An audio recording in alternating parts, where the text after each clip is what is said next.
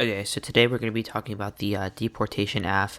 It's an AF that a couple of schools read, and I'm just going to explain the AF and then go through NC strategies that I think would be helpful.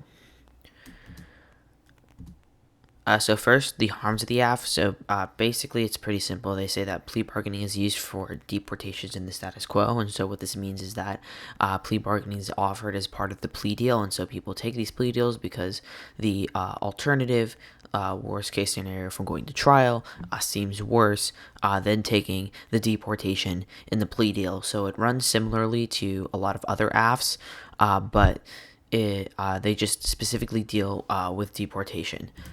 Now, the plan usually specifies like a specifically cases where deportation is part of the plea deal, so they're not going to defend the entire resolution. Instead, they're going to specify that they would just ban when deportation is involved, and so their solvency will come through the idea that when they ban these plea bargains that happen with deportation involved, that they will be able to make changes in the number of deportations. And so a lot of times their impact will be a card saying that deportation is bad. You probably shouldn't try to get a lot of your, try to impact turn this AF. I think the work on this AF can be done by outweighing and then going for solvency deficits. Usually they're going to read some sort of structural violence framework with the AF.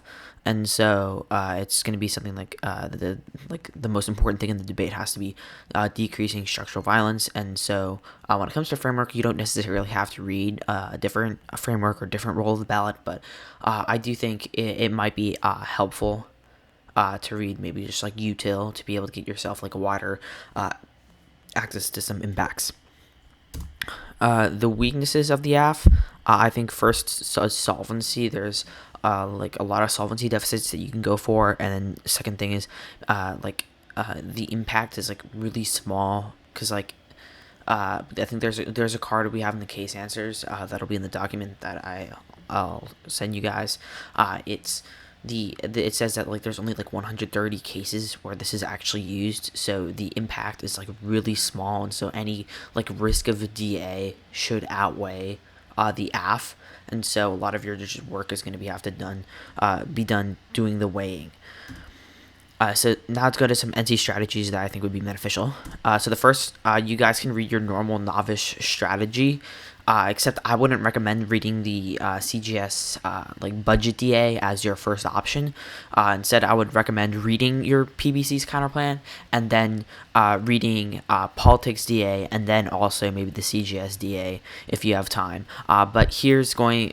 So for the plea-based ceilings, you can run it pretty similar to how you would against other cases.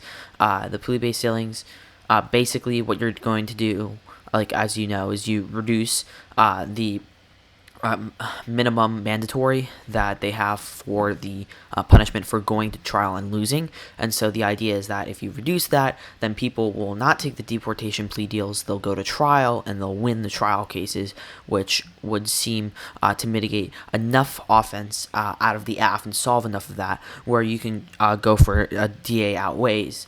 You're going to want to make the argument in the 2NR that if you go for this counterplan, that even if you don't solve 100%, the amount that you solve plus the the risk of the DA impact would outweigh the AF. On the CGS DISAD, I wouldn't really recommend running this as your first choice on DISAD because the deportations AF would significantly decrease its strength of link. What that means is that because they're only specifying deportations, if the AF got passed, it theoretically wouldn't add that many more cases to the docket because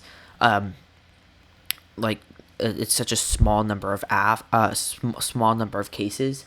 But so that's why I wouldn't recommend reading it as your first option. But if you do end up reading it, you can use the fact that you can go for an argument called double bind, and so you can say that either their impact is so small where risk of the DA would outweigh, or their impact is bigger, which means the link into the DA would be bigger.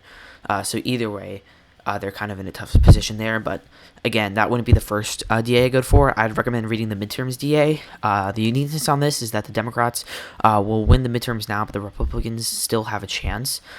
So it's pretty. The uniqueness of it is pretty clear on that. I would recommend reading the two links I'll have in the document.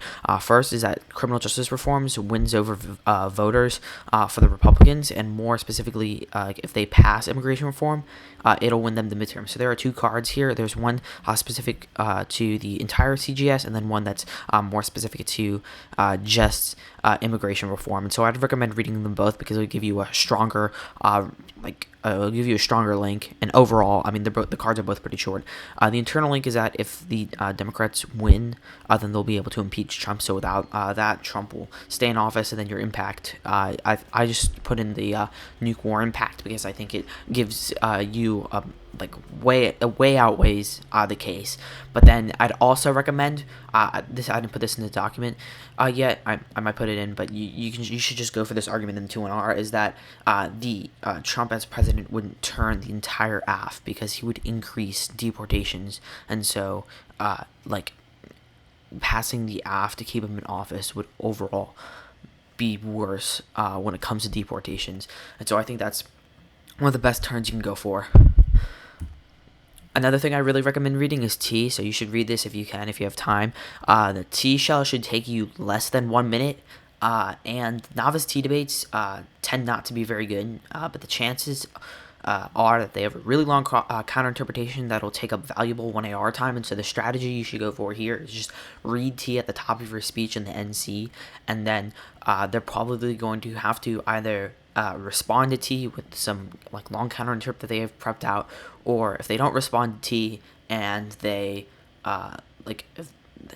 they just completely concede T, then you can go for it in the 2-1-R, and it should be a pretty easy 2-1-R to win.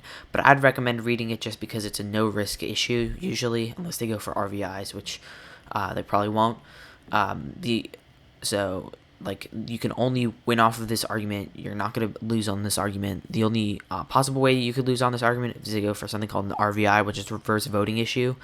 And what that means is they're going to, if they make it sort of argument vote for me because they read T and I proved them wrong and they wasted my time, you just have to give reasons as to why you don't win for being fair. And so most judges won't vote off of RVIs, but that is something to look out for if you do decide to run T. Again, I highly recommend that you run T because it's a really good strategy against this AF, because the AF does not seem to be topical. And so if you read T, especially with novices, they're going to get really they'll get worried, and they'll just read a lot of responses to T in the 1AR, and so that'll be a good strategy. Another DA you can read is the base DA. Now, I really wouldn't recommend reading the base DA and the midterms DA all together because the link's pretty similar. Well, actually, the links are different. They're talking about the same thing, but they're pretty different, and so I wouldn't really recommend reading these together, so you can pick and choose which one you read.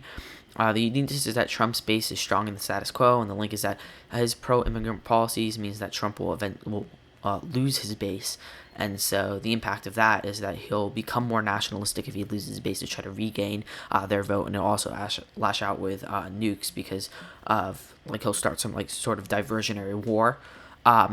Now, I really wouldn't recommend reading this with the midterms DA because the link of the midterms is that pro-immigrant policies help the Republicans, and here it would be hurt Trump.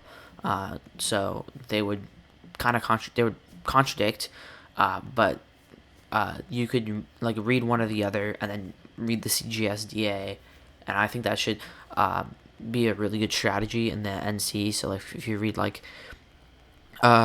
the T counterplan, and then midterms or base and CGS, so 4 off if you can, that would be good. If you have to cut one thing out of there, I would then recommend reading one DA, and then if you can only read 2, read a counterplan and the midterms DA. So I guess I'll restate that. The order in which you should prioritize is 1, counterplan, 2, the first DA that you decide to read, preferably midterms. The third thing would be T, And then the fourth thing, if you can get to all of that, would be a second DA. These DAs are pretty short, so you should be able to get through them, plus T. And so if you just practice with it like before your speech, just make sure you can get through it all in time. But so some things you could also read would be the 50 states counterplan and the constituent power K. Now, I don't know whether or not you've been working with these, and I really wouldn't recommend reading these if you haven't like read these positions in practice and practice them and written out blocks for them, because they are more complicated than the other positions. And so like unless you're really dedicated to reading these and really want to read these and have practiced a lot with them, I really wouldn't recommend reading them. But they do link, and they would give you an interesting strategy versus it. But I'd really recommend the first strategy that I talked about. Case answers are going to be one, doesn't solve. So things like circumvention would prove that it doesn't solve, and also turn the aft because it means that it's going to be worse. So that Howell 5 card.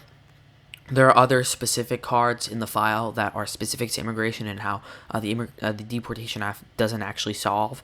The second thing is that the impact is really small, and so you want to put a lot of defense onto that because, obviously, like you could be like, look, deporting people is bad, but like 130 people in like 6 years is like how much I get deported from plea bargains on average. Like that versus a risk of nuclear war, you want to make arguments as to why you outweigh. And so in that case, I would recommend reading some sort of util framework if you have time, in like 1 or 2 cards just to answer framing.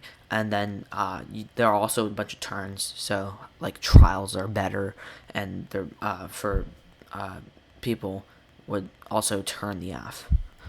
Now cross-check strategies. So you want to find out specifically who the actor is, especially if you're going to go for one of the politics DAs, that meaning midterm or base. You really want to find out who the actor is. If they don't specify an actor, you should, like I would recommend, like forcing them to specify an actor. And so tell them like, I want you to specify an actor. Like I want you to specify Congress does the plan. And then if they don't want to specify, you can threaten to read theory on them if you want to.